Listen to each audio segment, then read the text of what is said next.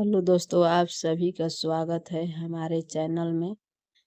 वट सावित्री व्रत का पूजा को विधि है और इस व्रत को सुहागिन औरतें अपनी पति की लंबी उम्र के लिए करती है। इसमें गाथा भी है। ज्येष्ठ अमावस्या की पवित्र सुबह थी। मंदिरों की घंटियां गूंज रही थी और चारों ओर भक्ति का वातावरण था।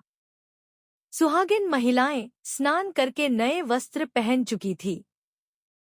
हाथों में पूजा की थाली लेकर वे वट सावित्री व्रत की तैयारी कर रही थी।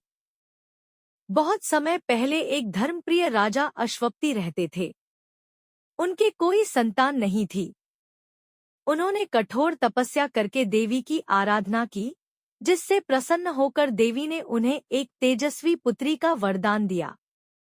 उस कन्या का नाम सावित्री रखा गया। जब सावित्री विवाह योग्य हुई, तब उन्होंने वन में रहने वाले धर्मात्मा और सत्यवादी युवक सत्यवान को अपने पति के रूप में चुना। महर्षि नारद ने बताया कि सत्यवान की आयु बहुत कम है और विवाह के 1 वर्ष बाद उनकी मृत्यु हो जाएगी।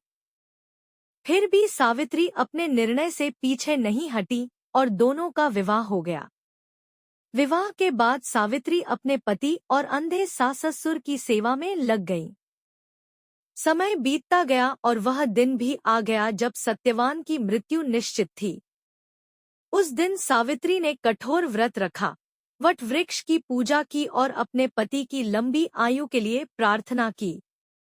जंगल में लकड़ी काटते समय सत्यवान अचानक बेहोश होकर गिर पड़े। तभी यम उनके प्राण लेने आए।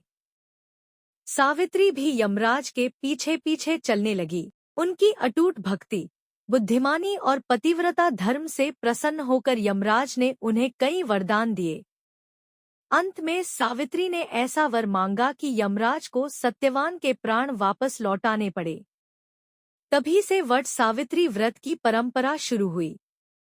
आज भी महिलाएं श्रद्धा और विश्वास के साथ यह व्रत रखती हैं और अपने पति तथा परिवार की सुख समृद्धि की कामना करती हैं।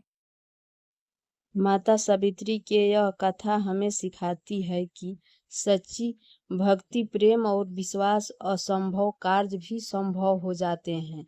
जहाँ प्रेम और श्रद्धा होती है, वहाँ भगवान की कृपा अवश्य होती है। माता सावित्री की कृपा आप सभी पर बने रहें। हमारे चैनल को लाइक सब्सक्राइब कर लीजिए।